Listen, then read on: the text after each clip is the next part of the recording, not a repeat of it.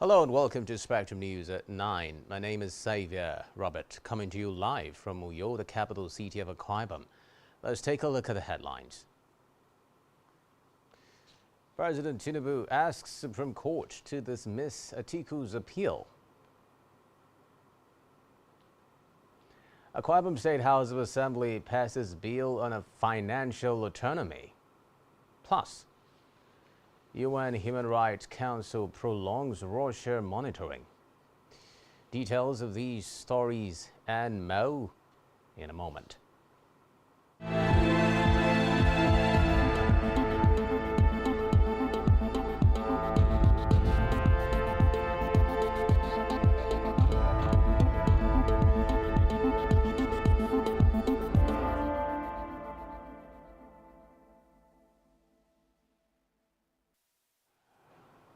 We'll begin the news tonight with the first citizen of Nigeria, President Bola Tinubu, who has asked the Supreme Court to dismiss the appeal filed by former Vice President Atiku Abubakar and the People's Democratic Party (PDP) challenging his victory in the 2023 presidential election. The president described the appeal as abusive in nature and prayed for its dismissal. The president insisted that the PDP presidential candidate Atiku Abubakar and his party failed to prove all their allegations and submissions at the tribunal. Tinubu submitted that the tribunal was correct in arriving at its verdict and affirming his election. He urged the apex court to affirm the decision of the lower court while dismissing the appeal in its entirety, as the same is lacking in merit and bona fide. Atiku and the PDP had filed a petition challenging the outcome of the presidential election, which was held on February 25, 2023. Meanwhile, President Tinubu has appointed Ola Olukoyede as chairman of the Economic and Financial Crimes Commission (EFCC). The presidential spokesman, Ajurin Gelale, announced this in a statement today. Gelale explained that Olukoyede's appointment is for a renewable term of 4 years in the first instance, pending Senate confirmation.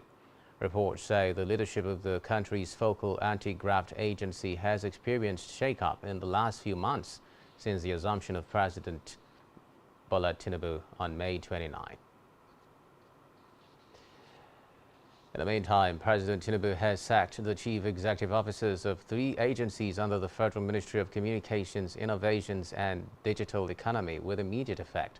The executive officers and agencies affected include the Nigerian Communications Commission (NCC), Professor Umar Dambata, the Nigerian Postal Service Sunday Adepoju, and Nigerian Communications Satellite Limited Tukara Funtua. This was disclosed in a statement by the President's Special Advisor on Media and Publicity, Ajurin Gelale. The new CEOs were listed as Aminu Maida, Executive Vice Chairman and CEO of NCC, Nkechi Egaton, Managing Director of the NIGCOMSAT, and Tola Adeyemi as Postmaster General of NIPOST. However, the duo of Kashifu Abdullahi and Dr. Vincent Olatunji were reappointed as Director General of the National Information Technology Development Agency and the National Commissioner of the Nigeria Data Protection Commission, respectively. Also approved for appointment is a new Special Advisor on Technology and Digital Economy, Idris Olubankudi. Away from that, now, former President Olusegun Obasanjo has said that Africans have the capacity of solving the myriads of challenges confronting the continent. Obasanjo disclosed this when he hosted the All African Students Union, who paid him a thank-you visit at his penthouse residence at the Olusegun Obasanjo Presidential Library at Belkuta. The former president, while addressing the students' delegation, said the experience gathered during the resolution of the crisis spoke a lot about Africans having the capacity to provide solutions to their problems.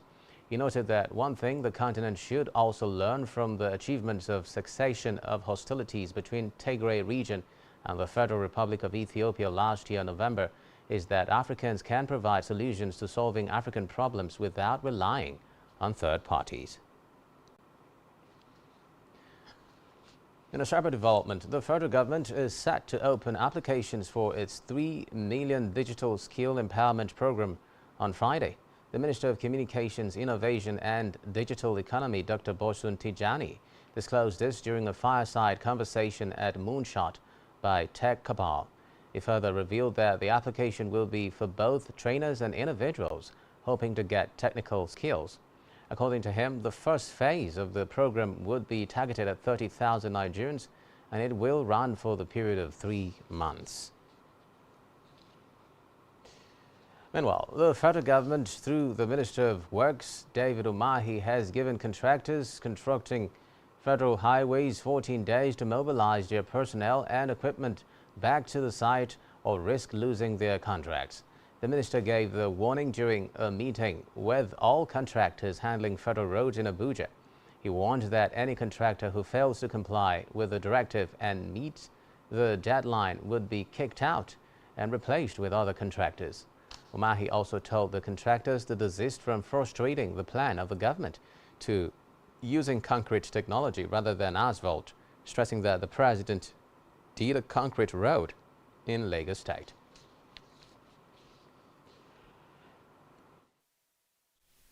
And they have two equipment on site, it can no longer be the same. We have minimum requirement of equipment on site for a particular work. And if you don't have it, you will leave the site. Nobody can hold this country to ransom. Nobody. Our local contractors are advised to wake up. I did it in Ebonyi State. Every civil servant became an engineer. Our stakeholders became an engineer. We can do it again and again and again. But we welcome our expatriate contractors. We want them to respect us, to respect our culture. Because what is being done here cannot be done outside this country. They have to respect us. They have to respect the culture of this country. They have to respect the laws of the country. Many of the contractors that NMPC paid have not gone to site. Some got 33 billion. They have not been to site. And I want the stakeholders to know that it's about our country. It's about our children. And this is... In the meantime, the federal government says it plans to rebrand the Federal Fire Service in the coming months. Speaking during the inauguration of 15 firefighting trucks and rapid response vehicles in Abuja, the Minister of Interior, Lubumi Tunji-Ojo, said the service, when rebranded, would carry out rescue-related duties. Tunji-Ojo said the rebranding would expand the scope of the service through information collection, access risk in various areas, and protect the health and safety of workers. Elsewhere, the federal government has announced plans to include families of Nigerian fallen soldiers and members of the Nigerian Legion among the beneficiaries of its Conditional Cash Transfer (CCT) scheme.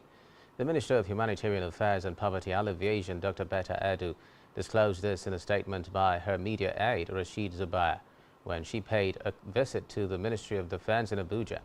Edu said the move was part of the desire of President Tinubu's administration to support the vulnerable former servicemen, widows, and the dependents of fallen heroes. She therefore sought for accurate data of the affected families of the former servicemen so as to include them during the ongoing verification of the National Social Register. From the Green Chambers now, where the House of Representatives has screened and confirmed the presidential designates to the board and management of the Niger Delta Development Commission. The designates appeared before the House Ad Hoc Committee mandated to conduct the screening. Recall that President Bola Tinubu had written to the House of Representatives to ratify the Niger Delta Development Commission's chairman and its governing board, acting in compliance with Section 2, Subsection 2 of the Niger Delta Development Commission Establishment Act. Speaking today, the chairman of the House Committee on NDDC, Eriatake Iborisuenu, charged the designates to justify the confidence reposed in them by President Bola Tinubu. Meanwhile, the House of Representatives has tasked the federal government to strive hard to enroll Nigeria's out-of-school girls by introducing free and compulsory education for the girl child across the country. This was sequel to the adoption of a motion by Kafilat Obara, APC Lagos, on the floor of the House in Abuja.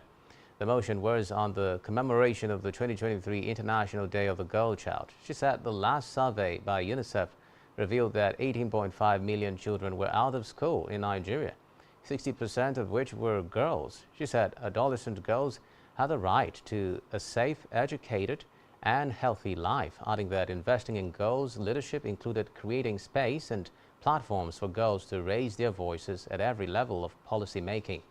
Obara expressed concern over the high number of out-of-school girls that engaged in drug abuse and other vices in Nigeria. In the meantime, the House of Representatives has summoned the Minister of Foreign Affairs, Yusuf Tugar, and the chairman of the Nigerians in Diaspora Commission, NIDCOM, over the incarceration of Nigerians in Ethiopian prisons. The development was a sequel to a motion moved by Minority Leader Kingsley Chinder and others today. Moving the motion, Chinder said 250 Nigerians are currently incarcerated in Ethiopia. According to the lawmaker, some of the detainees were arrested while using Ethiopia as a transit point. He noted that there is general victimization and maltreatment of Nigerians in the East African country. He further warned that urgent intervention is needed to protect Nigerians in the country. The House therefore resolved that Tugar and Dabiri should appear before the Committees on Foreign Affairs, Diaspora, and Human Rights. Elsewhere, the House of Representatives has called for the arrest and prosecution of persons who run against traffic light signals and violate other road traffic regulations in the Federal Capital Territory, FCT, Abuja.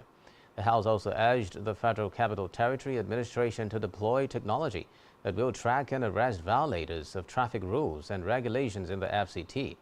It mandated the Committee on the Federal Road Safety Commission, FRC, and the Federal Capital Territory to ensure compliance. These resolutions follow the adoption of a motion titled Compelling Road Users to Obey Traffic Light Signals and Road Traffic Regulations in the Federal Capital Territory, Abuja, moved by Igariwe Uduma Enwo.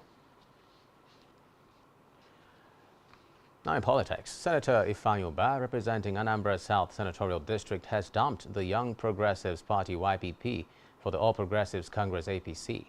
According to a letter read by Senate President Godswill Akpabio during a brief plenary session, Ubah's defection was due to irreconcilable differences in the YPP. Ubah, however, did not explain the irreconcilable differences. The letter further explained that Ubah's decision is in the interest of his constituents. Ubah was the sole member of the YPP in the 10th Senate before his defection to the APC.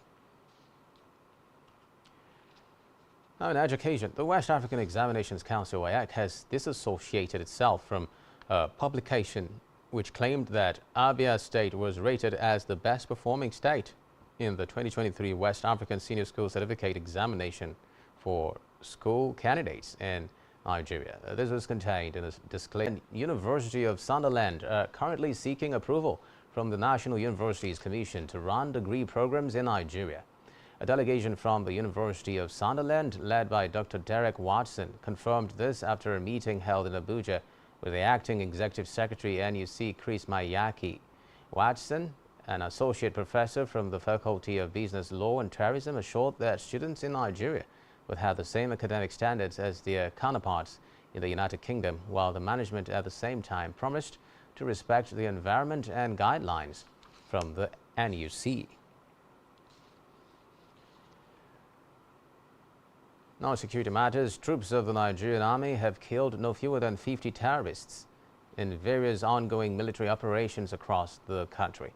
The Director of Defense Media Operations, Major General Edward Buba, said today, while briefing journalists at the Defense Headquarters in Abuja, that 114 suspected insurgents were also arrested. He explained that within the week, 19 suspected oil thieves were nabbed, while 49 kidnapped victims were also rescued by the troops. He stated that troops of Operation Delta Safe uncovered and deactivated 53 illegal refining sites, recovered stolen products, pledging that momentum against crude oil theft in the Niger Delta region will be sustained. Back here, the Akwa Ibom State House of Assembly has directed a matter of urgent public importance on the invasion of Akpafurukim community in Uran local government area to the Committee on Boundary and that of Internal Security to work in synergy to salvage the dire situation in the area immediately and bring succor to the affected people. Presenting the matter on the floor of the House, the Uran State Constituency Representative Dr. Itorobong Etim sought that the House should intervene in the situation and direct relevant agencies of government to ensure restoration of normalcy in the affected region.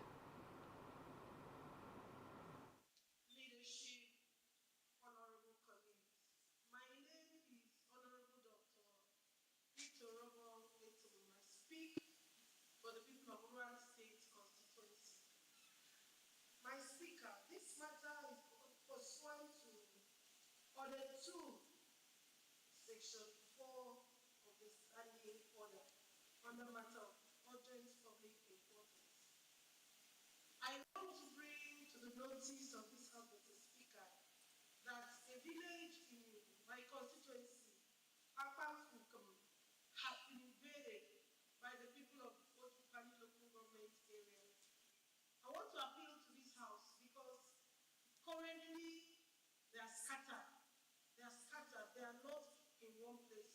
That the House, the Speaker, should direct the Committee on Boundary to make an on-the-spot assessment of the area and maybe also get across to the office of the Deputy Governor who is in charge of boundary matters to see how they can assess the situation and get help to the people.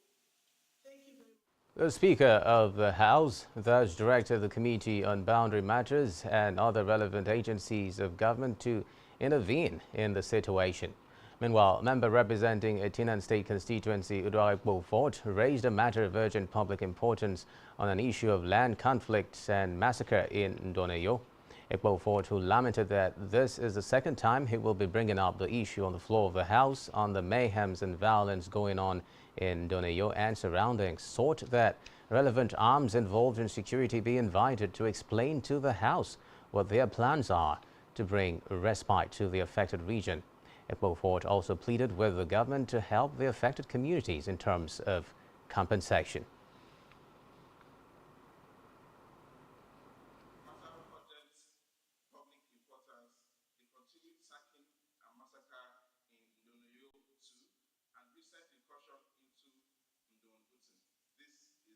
Second call, just for the records. After sacking Ndoneyo community, they moved to Ndonutin and they attacked the village head. They cut the village heads, they cut the head of the village head. If I can say that. They cut his head, I mean it's sad, you know. But if they can have this brazen impetus to cut a village head, then they put their hands on the seats of authority of the state. And I think that if we allow this trend to continue, we will see by December, Ndoneyo, Ndonutin, Otokan, and then hopefully, or not hopefully, somewhere in Etinan. Realizing that it's our duty to speak of the interest of our constituents, Mr. Speaker, leadership, and distinguished colleagues, I crave your indulgence to invite the following entities to appear before this hallowed chamber and explain to us categorically what they've done and what they plan to do to ensure that this issue is brought to rest completely. First question is Commissioner of Police of the state, because the 14-year-old girl was killed and she has been released. How many more will be killed? Meanwhile, in his reaction, the Deputy Speaker Kufred Idem frowned at the situation where invitations will be sent to commissioners clad on the floor of the House on issues of state interest, but they will decline to appear. The Speaker Odemo Otong later condemned the gory actions of the perpetrators of the mayhem and directed the Chairman House Committee on Security to be proactive in his moves towards preserving the lives of citizens in the affected region. In the meantime, the Akwa Ibom State House of Assembly has heard a motion for the construction of Okobedi-Okobo Oyubia Road to restore economic activities to the affected areas. This motion was moved by Okobo State Constituency Representative Basi Pius Basi, who in his presentation on the floor of the House lamented the poor road condition in the area, as well as the purge of economic activities in the area hitherto known for its vibrancy. He said fixing the road will change the narrative that has seen the route being turned to a den of miscreants and hoodlums for perpetration of various nefarious acts.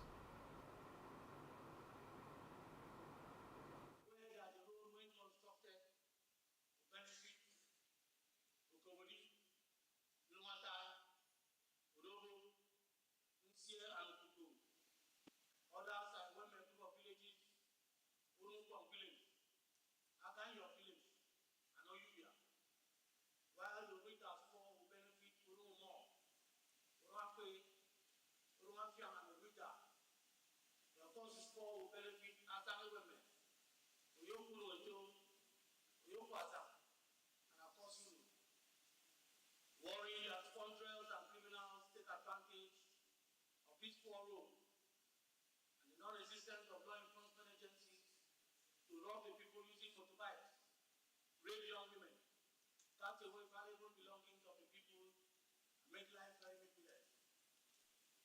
Seriously disturbed that if government does not take urgent action, the fate of the people who elected me to represent them in this House chamber will be left in the hands of hoodlums and miscreants that have made life already meaningless. The Speaker directed the clerk to write the governor with picturesque representation of the situation in the area, with the Commissioner for Works also in the know. Meanwhile, the Akwa Ibom State House of Assembly also heard a motion for urgent intervention and reconstruction of Mount Carmel Hospital, Akbautong Afiafia. Leading proceedings, the sponsor of the motion and member representing Ibesikwa Sultan State Constituency, Ubong Ata, underscored the importance of health and the responsibility of government in ensuring the well-being of its citizens. He noted that if the facility is fixed, the people of the area and indeed environs will be spared the pains of traveling afar in search for medical treatments, which sometimes result in other unforeseen tragedies, including accidents. He prayed that construction of the facility will be included in the state's budget, with relevant agencies directed to assess the situation at the hospital and appraise the intervention work needed to be done. The attached pictures truly depict the present state of the hospital as a mere skeleton of its former flesh and glory. Disturbed that patients from these local government areas now resort to traveling long distances to St. Luke's General Hospital Anua, even under emergency situations, thus resulting in high mortality rates, especially in accident victims and pregnant women.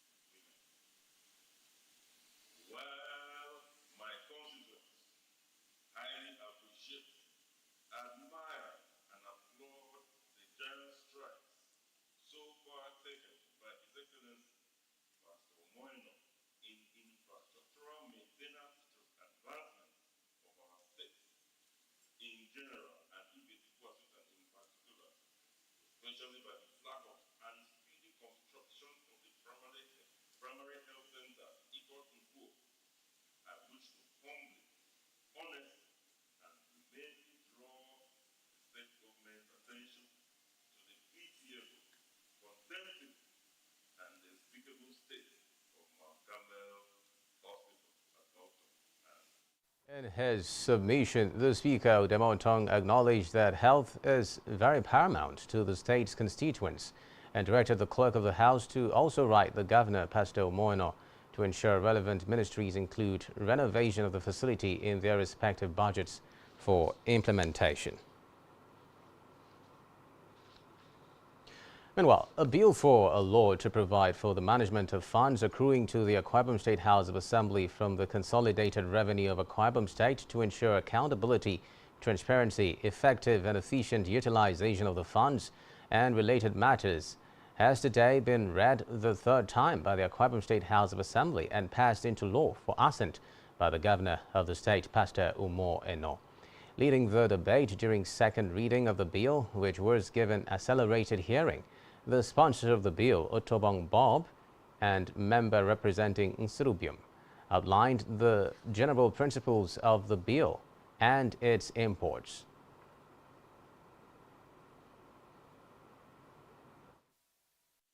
Considering the urgency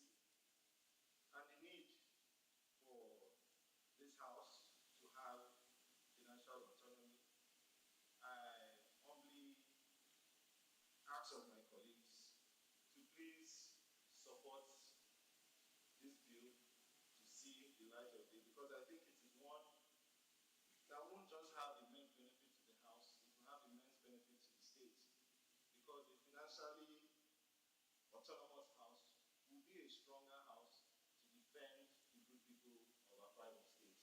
So on that note, Mr. Speaker, I humbly ask my colleagues to please support this bill and let it see the light of day. Thank you very much, Mr. Speaker. In their contributions, members in favor of the bill, led by the Chief Whip Effiong Johnson, followed by the Deputy Speaker Kufrabasi Editem, commended the features of the bill, adding that it will, amongst other things, make funds available for the Assembly's general legislative functions. After subsequent dissolution of the House into Committee of the Whole to consider the bill for third reading, the Speaker Demontong made pronouncements of the passage of the bill.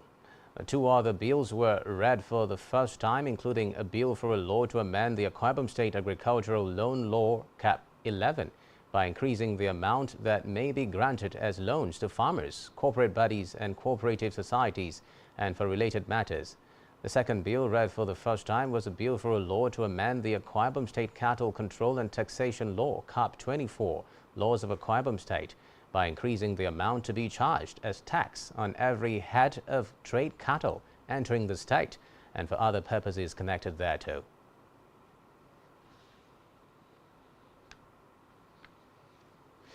Still to come in the news. U.S. inflation rate higher than expected at 3.7%. Do stay with us.